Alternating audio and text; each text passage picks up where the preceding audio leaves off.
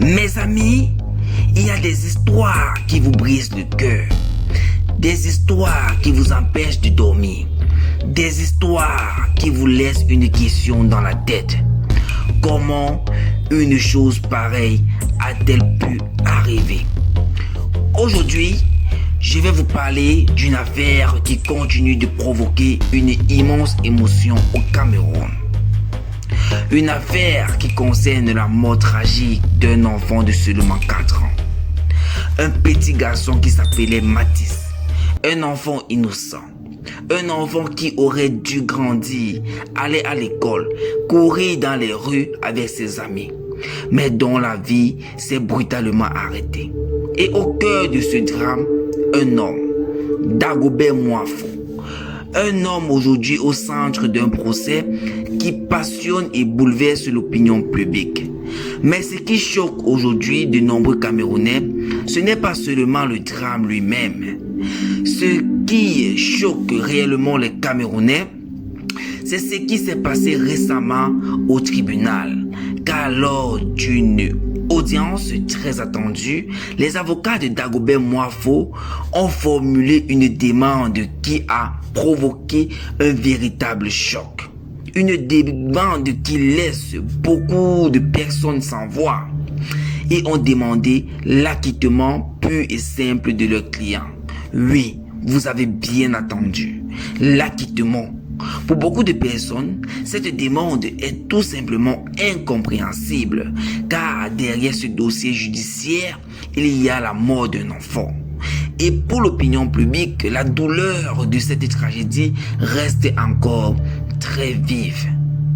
Mais pour comprendre pourquoi cette demande d'acquittement provoque autant d'indignation, il faut revenir au début de cette affaire. Le jour où tout a basculé, tout commence en mai 2025. Un jour qui va marquer à jamais la vie de plusieurs familles. Selon les premiers éléments de l'enquête, une dispute éclate dans un bar. Une altercation entre adultes, une tension qui monte, une dispute qui dégénère. Et selon le récit du drame, c'est à ce moment-là que la situation devient tragique. Le petit Mathis, âgé de seulement 4 ans, est mortellement poignardé. La nouvelle se répand rapidement et l'émotion est immense. Car lorsqu'un enfant perd la vie dans des circonstances aussi violentes, c'est toute une nation qui est bouleversée. Les réseaux sociaux s'enflamment. Les messages de colère et de tristesse se multiplient. Les gens demandent justice.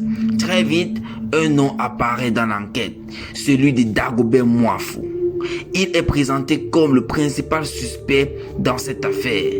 Peu de temps après, il est arrêté, puis placé en détention à la prison centrale de Yaoundé-Kondengui, en attendant que la justice fasse toute la lumière sur ce drame.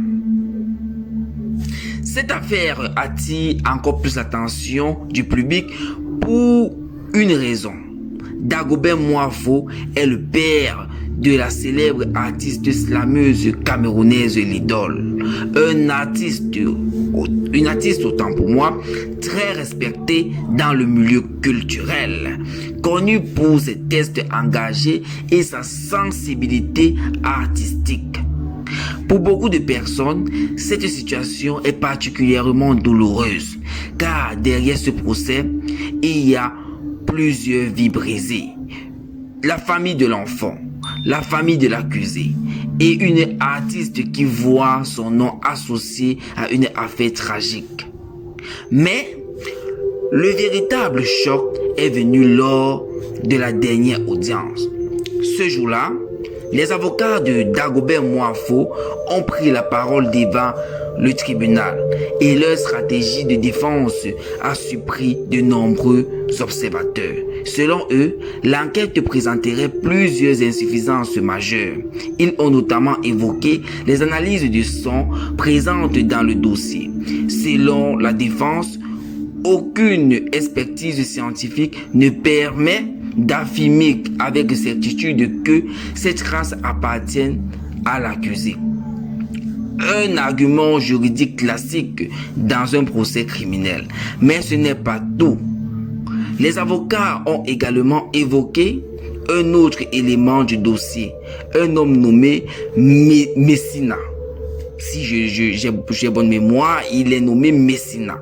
Selon les documents de l'enquêteur, cet individu aurait récupéré le poignard des mains de l'accusé après les faits.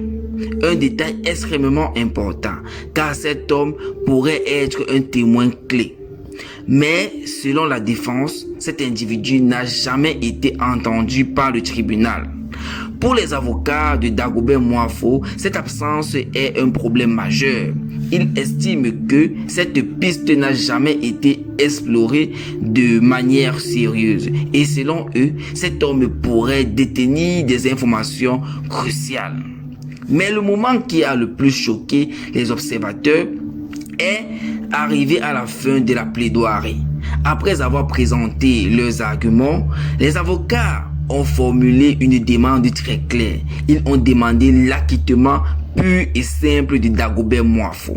Une demande qui a immédiatement provoqué un tollé. Car pour de nombreux Camerounais, cette requête semble totalement déconnectée de la gravité du drame. Un enfant est mort, un enfant de 4 ans. Et entendre parler d'acquittement dans une telle affaire provoque forcément une réaction émotionnelle très forte. Pour certains, cette demande est vécue comme un véritable scandale.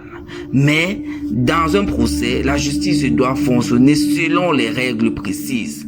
Les juges doivent examiner les preuves, écouter les témoins, analyser les arguments de la défense et de l'accusation.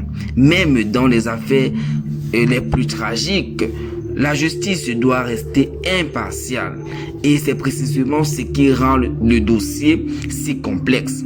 Car il se situe à la frontière entre l'émotion collective et les exigences du droit. Aujourd'hui, l'affaire continue de suivre son cours devant la justice.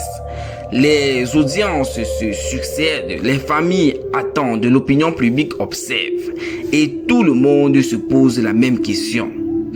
Que va faire le tribunal? Que va décider le tribunal?